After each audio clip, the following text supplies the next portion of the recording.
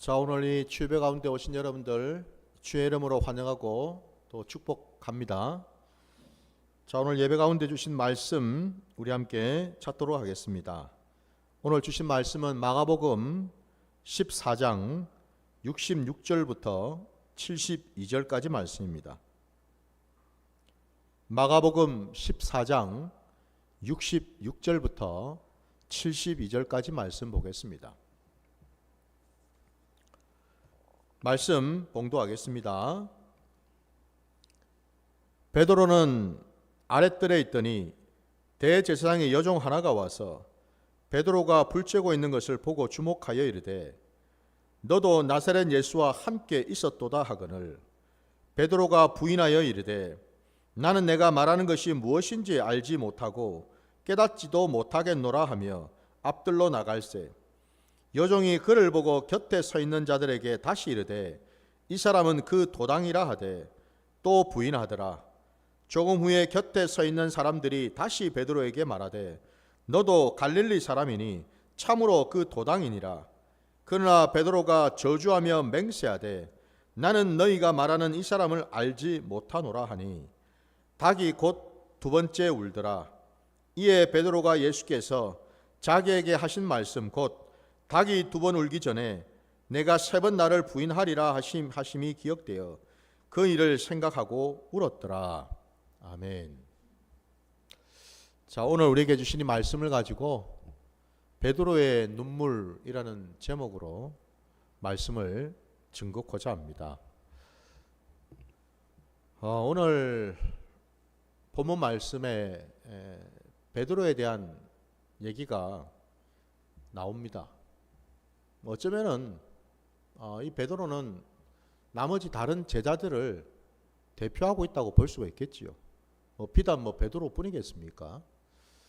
그러나 특별히 어쨌든 이 베드로는 공생의 기간 동안에 하나님 우리 주님과 함께 가장 가까이에서 그 주님과 함께하며 주의 말씀을 들었고 또 주님께서 행하신 그 모든 것들을 옆에서 다 지켜보았고 뿐만 아니라 주님이 부어주신 그 놀라운 그 은혜를 경험해서 그 역시도 주님이 행하셨던 것처럼 마을마다 동네마다 찾아가서 그곳에 하나님을 증거할 때에 귀신도 쫓아내고 병도 고치는 그런 놀라운 일을 또 경험했던 당사자였지요. 그는 또한 다른 제자인 야고보, 요한과 더불어서 변화산에 올라갔을 때에 그때 주님이 어떤 모습으로 변화되는지도 다 지켜보았고 그리고 또 거기에서 주님께서 모세와 엘리야와 함께 말씀을 나누는 것까지도 다 보았던 정말 특별한 어떤 체험과 특별한 은혜를 입었던 그자가 바로 베드로였다라는 거죠. 근데 오늘 본문에 그 베드로가 예수님께서 대제사장 그 집에 잡혀가서 신문을 받고 있을 그때에 베드로도 그 대제사장의 집으로 갔다고 되어 있습니다. 그 바깥에서 거기에 모인 다른 사람들과 함께 불을 쬐고 있었다고 되어 있는데 참 베드로가 그죠? 놀랍게도 다른 제자들은 다 도망쳤을 터인데 유독 이 베드로가 그 제사장이 있는 집까지 찾아가서 예수님이 어떻게 지금 되고 있는지를 보려고 가는 것 아니겠습니까? 그냥 이유 없이 뭐 하려고 이 대제사장 집에 갔겠습니까? 그죠? 가긴 갔는데 문제는 오늘 우리가 읽은 본문에서처럼 그는 지금 여러분 그 집에 있는 자들 중에서 처음에는 그 여종에 의해서 그렇고 그리고 거기에 함께 모여있는 자들을 통해서도 그렇고 그들의 입술로 한결같이 베드로를 향해서 너는 예수와 함께하던 자가 맞다. 아까 67절 말씀에 너도 나사렛 예수와 함께 있었도다 라는 말도 그렇고 69절에도 보면은 이 사람은 그 도당이라고 하는 이 말도 그렇고, 계속해서 여러분 여러 사람들의 어떤 증언을 통해서 베드로가 예수님과 함께 했던 자였다라는 것을 모두가 다 지금 얘기를 하고 있는 이 상황에 베드로는 지금 어떻게 반응을 하고 있었습니까? 오늘 본문에 보면은 68절에 여러분 첫 번째로 베드로는 부인했다고 되어 있습니다. 베드로가 부인하여 이르되 나는 내가 말하는 것이 뭔지 알지도 못하고 깨닫지도 못하겠다. 첫 번째 부인을 했습니다. 그리고 이어서 여러분 70절에 보니까 또 부인하더라 해서 너는 그 사람과 함께 했던 그 도당이 맞다라고 했을 때에 또 부인을 했습니다. 그리고 71절에 보면은 세 번째로 부인을 하는데 그 세 번째는 지금 71절 말씀에 의하면 베드로가 저주하며 맹세하되 나는 너희가 말하는 이 사람을 알지 못하노라 라고 말하고 있음 보게 됩니다. 저주하며 맹세를 하고 있습니다. 그러니까 부인한 정도가 아니라 자꾸만 사람들이 베드로를 일컬어서 너도 예수와 한패지, 너도 예수와 함께 따라다니던 그 자가 맞아 라는 그 말 때문에 베드로가 심히 두렵다라는 거죠. 혹여라도 자기도 같이 예수와 함께 잡힐 거라는 그 두려움 때문에 마침내 이 베드로는 예수의 그 이름조차도 저주를 하는, 그리고 맹세컨대 나는 그를 알지 못한다라고 맹세를 하는, 내가 하늘에 두고 맹세한다. 베드로가 결국 세 번 부인했고 종국에는 예수를 저주하는 그 자리까지 떨어졌습니다. 여러분. 이 모습을 여러분 보면서 우리가 이미 이 본문의 말씀은 잘 알고 있는 말씀이죠. 결국 마지막 그 72절 말씀에 보면 베드로가 예수께서 자기에게 하신 말씀 곧 닭이 두 번 울기 전에 내가 세 번 나를 부인하리라 하심이 기억되었다라고 되어 있고요. 그리고 그 일을 생각하고 울었다라고 되어 있습니다. 결국 주님께서 자기에게 이미 하셨던 말씀, 그 말씀이 떠올라서 그야말로 그가 어찌할 바를 몰라 뒤돌아서서 울었다라고 되어 있습니다. 여러분. 이것만 보면 여러분 베드로가 왜 울었습니까? 부끄러워서, 수치스러워서, 너무나 황망하고 민망해서. 왜 베드로가 이렇게 우는 자리로 갈 수밖에 없었을까? 왜 하나님께서는 오늘 이 본문의 말씀을 낱낱이 이 복음서에 기록하게 하셔서 베드로의 이런 수치스러움, 이런 부끄러움, 이런 모습까지도 남김없이 세세하게 기록하게 하셨을까요? 대대로 교회마다 성도들마다 이 말씀을 기억하게 하셔가지고 베드로를 부끄럽게 하시려고 하신 것입니까? 사실 오늘 여러분 이 본문의 말씀, 이 베드로가 흘린 이 눈물, 하나님의 허용하심 아래 있는 거지요, 여러분. 더 나아가서는 오늘 이 말씀을 이렇게까지 기록하게 하신 데에는 하나님의 뜻이 계시겠지요, 여러분. 아니 성경 말씀에 모든 말씀이 하나님의 말씀이라면 어느 것 하나도 우리가 놓칠 수가 없지 않습니까? 반드시 그 말씀에 진의가 있겠지요. 그래서 제가 서두에서 오늘 우리가 베드로를 바라보지만은 사실 그 베드로가 오늘 이 시대를 살아가는 저와 여러분이라는 거죠, 여러분. 우리의 모습일 수 있다라는 겁니다. 우리도 다를 바 없다라는 거겠죠, 그렇죠? 이것을 오늘 말씀을 보면서 우리가 깨달아야 될 줄 믿습니다.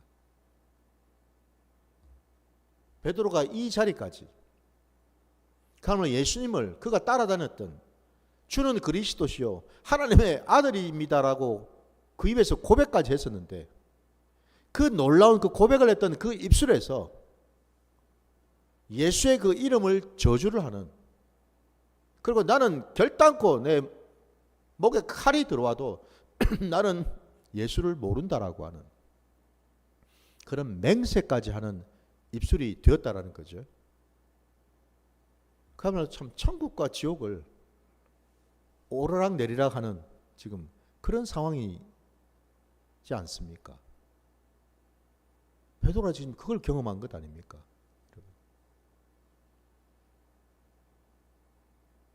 우리 신앙의 자리가 항상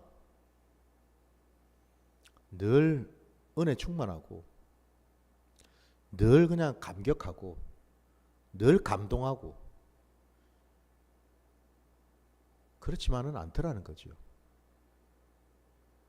오늘 하나님께서 여러분 이 말씀을 우리에게 주신 까닭은요, 우리의 신앙을 돌아보라는 겁니다. 혹여나 지금 내 신앙의 모습은 베드로 같은 이런 상태이진 않는지, 이런 모습으로 지금 서 있진 않는지 돌아보라는 거죠, 여러분. 주님께서 이미 아까 그 베드로 우리 말씀 72절 말씀에 본 것처럼 이미 주님께서는 모든 걸 아시고서 예언을 하지 않으셨습니까? 그죠? 새벽 딱 울기 전에 네가 나를 3번 부인할 거라는 말씀은 이미 주님이 하신 말씀이지 않습니까? 그죠? 그러니까 이미 베드로가 당신을 배신할 거라는 것을 주님은 이미 다 알고 계셨죠, 여러분. 하나님이 가르쳐 주신 것 아니겠습니까, 여러분? 하나님 아버지께서 허용하셨다라는 말씀입니다, 여러분. 베드로가 이렇게 떨어지도록, 실족하도록, 어쩌면 하나님의 그 허용하심이 계셨기에 그가 지금 이 자리까지 왔다라는 거예요, 여러분. 왜 하나님께서 베드로를 이 자리까지 가도록 두셨을까요? 사실은 우리 주님께서 이미 베드로를 향해서 또 말씀을 하셨거든요. 베드로의 그 연약함을 누구보다도 잘 아신 주님께서 베드로에게 신신당부하셨고 베드로를 위해서 중보를 하셨다라는 거예요.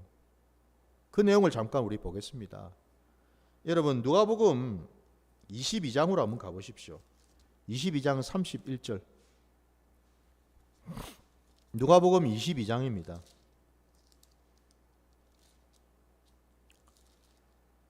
31절부터 34절까지 말씀 보겠습니다. 시몬아 시몬아 보라, 사탄이 너희를 밀가부르듯 하려고 요구하였으나 그러나 내가 너를 위하여 내 믿음이 떨어지지 않기를 기도하였으니 너는 돌이킨 후에 내 형제를 굳게 하라 라고 말입니다. 주님은 이미 사단의 역사도 알고 계셨고 그 베드로의 마음속에 사단의 그 미혹이 들어간다는 것도 다 알고 계셨다는 겁니다. 베드로 안에 왜 그런 두려움이 왔고 그 두려움 때문에, 그 공포 때문에 베드로가 왜 그 입술로 예수님을 저주하는 그런 입술이 되어버렸나? 사단의 역사거든요, 여러분. 사단이 베드로의 그 마음 안에 두려움의 영을 부어준 것 아닙니까, 여러분? 잘 들어. 잘 판단해. 너도 지금 이 상황에서 자칫 말 한마디 잘못했다가는 너도 예수와 함께 죽을 거야. 너도 죽기 싫으면 잠잠히 있어. 내가 시키는 대로 해. 네 목숨이라도 건지려면 예수를 모른다고 해야 돼. 그 마음을 여러분 사단이 심어준 거거든요. 주님이 알고 계셨단 말입니다. 사단이 밀 까부르듯 너희를 요구하였다고 되어 있지 않습니까, 여러분? 밀 까부르듯요. 밀을 까부르듯 끊임없이 우리의 일상에서 내 삶의 자리에서 상황마다 환경마다 흔들어대고 역사를 잡고 있다 이 말입니다. 막 한번 상상을 해보십시오, 여러분. 우리 삶의 자리에 지금 늘 우리가 형통하고 늘 평온한 건 아니죠, 그죠? 때로 힘들고 어려운 시간들도 있잖아요. 공고한 시간이 있지요. 참 인내하기 힘든 시간들이 있죠, 여러분. 왜 지금 내게 이런 상황이 왔을까? 왜 내가 지금 이런 지경이 돼 있을까? 혼자서 만리장성을 쌓을 때가 있거든요, 여러분. 생각을 통해서, 감정을 통해서, 기분을 통해서, 여러분. 끊임없이 사단은 우리 옆에서 우리를 막 흔들어댑니다, 여러분. 떨어지라고, 넘어지라고, 자빠지라고. 그래서 예수를 버리라고, 교회를 떠나라고, 신앙을 접으라고 끊임없이 우리를 흔들어대기도 합니다. 그러나 감사하게도 우리가 그 상황 속에서도 끝까지 예수를 붙들고 믿음을 지킬 수 있었던 것은 내 의지가 아니라는 겁니다. 내 인내심이 아니라는 겁니다, 여러분. 오직 주님의 중보하심 때문인 줄 믿습니다. 주께서 베드로를 위해서 기도하셨던 것처럼 저와 여러분을 위해서도 기도하신 분이신 줄 믿습니다. 이 주님이 다 말씀하셨거든요. 그때 주님께서 아까 우리 읽었던 32절에도 내가 너를 위하여 믿음이 떨어지지 않기를 기도했다고 되지 않습니까? 이 믿음이 무슨 믿음이고, 그리고 너는 돌이킨 후에 내 형제를 굳게 하라고 말씀하셨는데 왜 돌이켜야 되는지, 돌이킨다는 말이 무슨 뜻인지 여러분, 사실 주님께서 이 말씀을 베드로에게 직접 바로 하셨는데 또 불구하고 베드로는 깨닫지를 못했습니다. 33절을 마저 보시면은 계속 이어보시면 그가 말하되 주여 내가 주와 함께 오게도 죽는 데에도 가기를 각오하였나이다 라고 말하고 있습니다. 한마디로 베드로는 주님이 자기에게 이렇게 말씀하신 믿음이 떨어지지 않기를 기도하였다 말씀하시고 돌이킨 후에 형제를 굳건히 하라는 이 말씀도 하셨는데 이 말씀을 도무지 베드로는 깨닫지를 못했다는 뜻이에요. 이게 무슨 뜻인지를. 그러니 그는 주님 하신 말씀은 알지도 못한 채 여전히 베드로가 한 얘기는 뭡니까? 주님, 뭐 이런 소리 저런 소리 필요 없습니다. 나는 어쨌든 주님과 함께 할 거고 주님이 뭐 옥에 갇히면 나도 다 같이 옥에 갇힐 거고 주님이 죽는 자리에 가면은 나도 따라서 같이 죽을 거니까 걱정하지 마세요. 나를 모르십니까? 내가 누군지를. 여전히 베드로는 주님 앞에서 자기의 신앙을, 자기의 의지를 자랑하고 있어요. 내세우고 있죠, 그죠? 자기의 의를, 자기의 열심을, 자기의 용기와 그 힘을 주님 앞에서 증거하고 있습니다. 이게 뭡니까 여러분? 이게 무슨 신앙입니까? 이게 바로 육신으로 하는 신앙이죠 여러분. 온통 육신적으로, 육신에 속해서 육신적으로 하는 신앙이라는 거죠 여러분. 내 의지와 내 힘과 내 결단과 내 노력과 내 인내심과 온통 나로부터 나오는 그걸로 행하는 신앙. 베드로는 주님의 그 말씀에도 불구하고 거기서 벗어나지를 못했다는 사실이에요. 분명히 주님은 말씀하셨잖아요. 네 믿음이 떨어지지 않기를. 여기서 네 믿음, 그 믿음이 뭔 믿음이겠습니까? 네 속에서 나온 믿음 말고 하나님이 주신 믿음. 하나님께서 가지고 계셨던 그 믿음인데 그거를 너에게 선물로 주셨지 않느냐. 하늘로부터 온 살아있는 믿음을 지금 말씀하고 계시고, 더 나아가서 너는 돌이킨 후라고 말씀하셨는데 여러분, 순서가 분명히 그죠? 돌이킨 후에 내 형제를 굳게 하라고 말씀합니다. 여기서 왜 주님은 베드로에게 돌이키라는 말씀을 하십니까? 여기서 돌이킨다는 말이 의미가 뭐겠습니까 여러분? 육신적으로 했던 네 신앙, 했던 말, 네 의, 네 열심, 네 힘, 네 용기, 네 재주, 그거 다 내려놓아라 이 말씀이죠. 그죠? 정말 네가 믿는다면, 정말 네가 나를 따라한다면 지금 네가 하고 있는 그 신앙, 그 육신적인 것으로부터 나온 그 신앙, 그거 다 내려놓아라는 뜻이에요. 내려놓고 돌이킨다라는 말은 뭡니까? 그 자리를 떠나서 돌이켜서 어디로 간단 말입니까? 오직 하나님만 붙들고 하나님만 의지하는 신앙으로 나오라는 그런 뜻이죠. 그죠? 바로 그 말씀이었거든요. 근데 베드로는 이해를 못했습니다. 여러분. 알아듣지를 못했습니다. 여러분. 돌이키라고 한 말씀을 알아듣지를 못했어요. 결국 그러면 여러분 생각해 보십시오. 알아듣지를 못하는데 주님이 그 베드로를 위해서 하실 수 있는 일이 뭐겠습니까? 하나님이 베드로에게 허용하실 수밖에 없는 일이 뭐겠습니까? 34절 이제 보십시오. 이르시되 베드로야, 내가 내게 말하노니 오늘 닭 울기 전에 내가 3번 나를 모른다고 부인하리라 하시니라.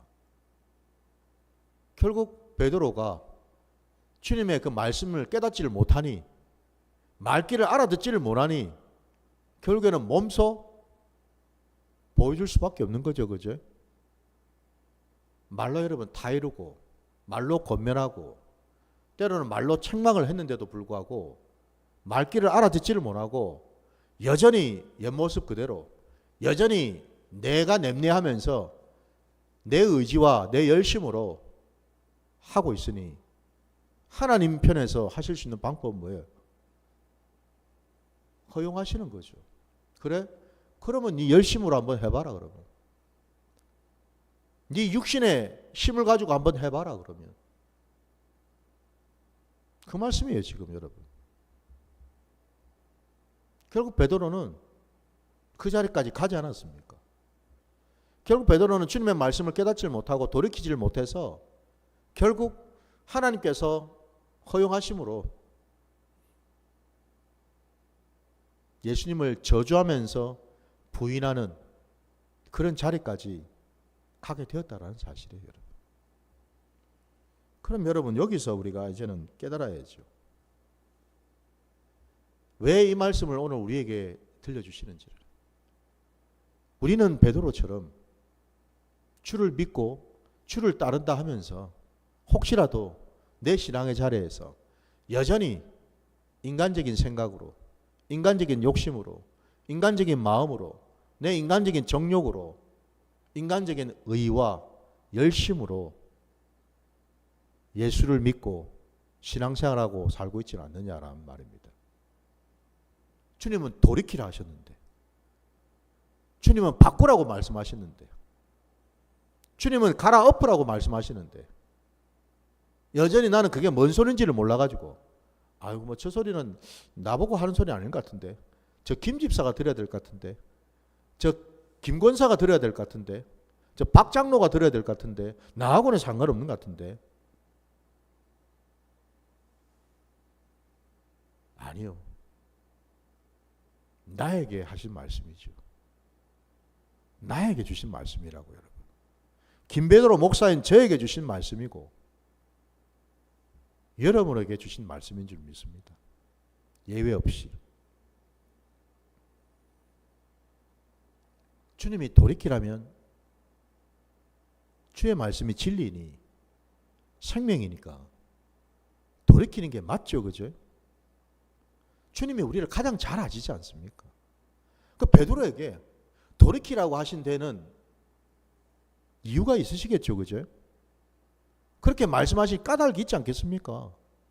그냥 아무 의미 없이 뜻없이 주님이 그냥 하신 말씀은 아니잖아요. 그걸 우리가 안다면 돌이키라 그러면 돌이키는 게 맞죠, 우리는. 그런데 돌이킬 줄을 모르더라는 겁니다. 인정하지를 못하더라는 겁니다. 알아먹지를 못하더라 이 말이에요, 한마디로. 저도 하나님께서 때로 저에게 말씀을 강하게 이렇게 전하게 하실 때가 있어요. 그래서 예언의 말씀을 전할 때가 있단 말입니다. 권면의 말씀을 전할 때가 있다. 그냥 사람의 말로 하는 게 아니라 하나님의 마음으로 전할 때가 있단 말입니다. 근데 참 어리석은 많은 자들이 제 입에서 나오는 말을 사람의 말로만 그냥 듣고 끝내버리더라는 겁니다. 아유 뭐 저런 말씀도 있겠지.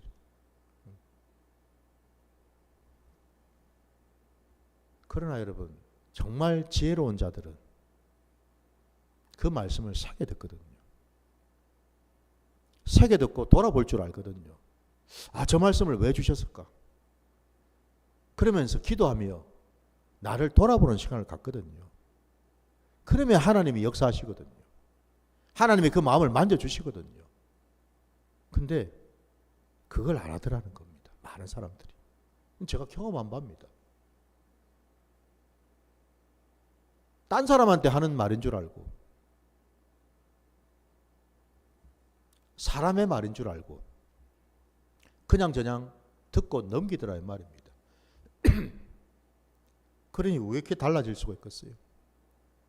어찌 돌이킬 수가 있겠습니까? 불가능하죠.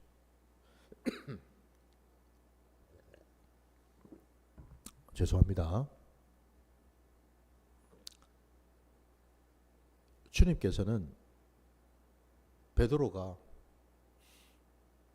주님을 저주하고 부인하는 그 자리까지 떨어지도록 두셨어요. 결국 베드로는 비로소 자기의 실체를 봤지요. 자기가 어떤 자인지를 정확하게 봤죠. 그 전까지만 해도 베드로 자기 자신도 아마 깨닫지 못했을 겁니다. 내가 이렇게 연약한 자였나? 이렇게 내가 형편없는 자였나? 이렇게 내가 배은망덕한 자였나? 적어도 그래도 지금까지 내가 살아오면서 의리 빼면 시체였는데 내가 옥에도 같이 가고 죽는 자리도 같이 갈 그런 자였는데 세상에나 내가 경험해보니까 나도 다를 바가 없네. 나도 내 목에 칼이 들어오니까 나도 거짓말하고 저주하고 내 살겠다고 맹세까지 하면서 부인을 하네. 비로소 베드로는 자기 주제를 자기 꼴을 정확하게 보았지요. 여기서 여러분 베드로가 흘린 이 눈물이 무슨 눈물일까요? 그냥 막연히 여러분 회개를 한 눈물이겠습니까? 아닙니다, 여러분. 회개를 하면은 여러분 결과는 뭡니까? 진정한 회개는 회개에 합당한 열매가 맺어지게 돼 있거든요. 근데 지금 현재 이 베드로의 눈물은요, 회개의 눈물은 아닙니다. 이 눈물이 뭔 눈물이겠습니까? 그러면 한마디로 부끄럽고, 인간적으로 부끄럽고 수치스럽고 자존심이 상한 눈물이라는 거예요. 자존심이 팍 상했어요. 내가 원래 그런 자가 아니었는데.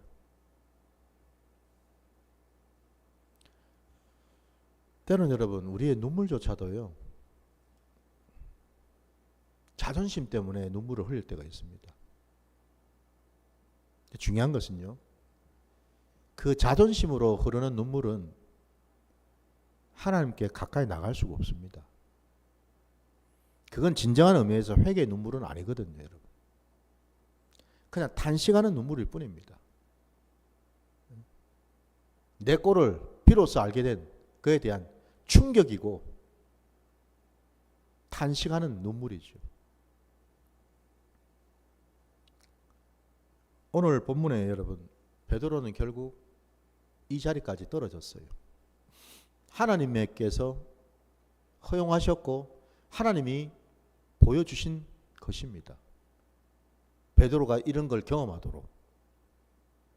그래야지만 베드로에게 살 길이 열리거든요. 그래야지만 비로소 베드로가 돌이킬 마음이 생기고 돌이켜야 된다는 주님의 말씀이 뭔 뜻인지를 비로소 조금은 알게 되거든요. 그러니 이렇게 할 수밖에. 결국 여러분, 우리가 돌이킬 수 있는 것도요, 사실은 내 마음대로 되는 게 아니더라는 겁니다. 베드로가 여러분 이렇게 눈물 한번 흘렸다고 금방 돌일 것 같으면 여러분 누군들 신앙생활 못 하겠습니까? 아니거든요, 여러분. 안 되거든요. 그 이후의 모습을 우리가 알지 않습니까?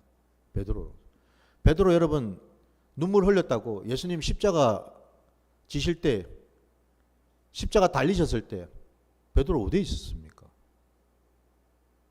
주님 십자가 달리신 그 골고다 언덕 거기에 함께 있었습니까? 아니죠, 그죠? 그는 다른 제자들과 함께 다 숨어 있었습니다. 주님께서 장사 지낸 바 되시고 여러분, 그동안 베드로는 뭐 했습니까, 여러분? 여전히 숨어 있었죠, 여러분. 다른 복음서에 의하면은 여러분, 베드로는 갈릴리로 떠나버렸죠, 여러분. 옛 모습으로 다시 돌아가지 않았습니까? 아이고, 예전에 하던 대로 어부일이나 해야 되겠다. 목구멍이 포도청이니까 입에 풀칠이라도 하려면은 뭐 어부일이나 해야지 뭐. 옛사람으로 다시 돌아갔어요, 여러분. 이런 걸 볼 때 여러분, 오늘 이 베드로의 눈물이 회개의 눈물이라는 할 수는 없겠죠, 그죠? 아니라는 겁니다. 진짜 돌이키고 진짜 회개가 일어나서 변화되기 위해서는요, 내가 할 수 있는 게 아니고 그조차도 하나님의 은혜를 입어야 되는 줄 믿습니다. 그 은혜가 뭔 은혜겠습니까?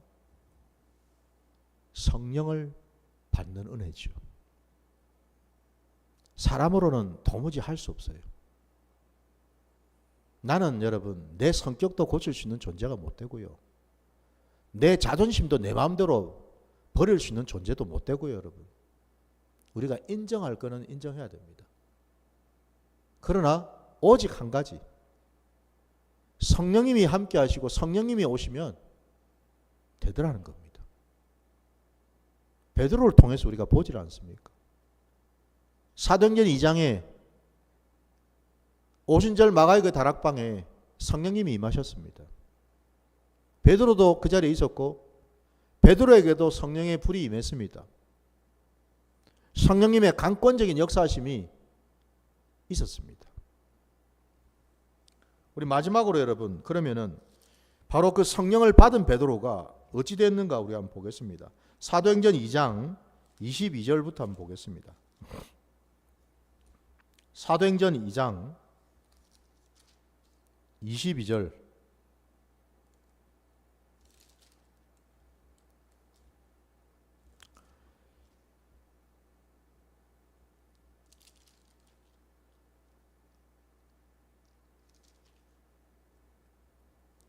자, 함께 봐주십시오.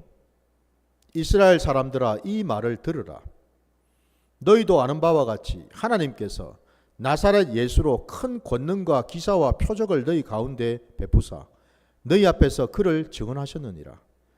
그가 하나님께서 정하신 뜻과 미리 하신 대로 내준 바 되었거늘 너희가 법 없는 자들의 손을 빌려 못 박아 죽였으나 하나님께서 그를 사망의 고통에서 풀어 살리셨으니 이는 그가 사망에 매여 있을 수 없었음이라. 그리고 뒤에 쭉 말씀이 나오고요.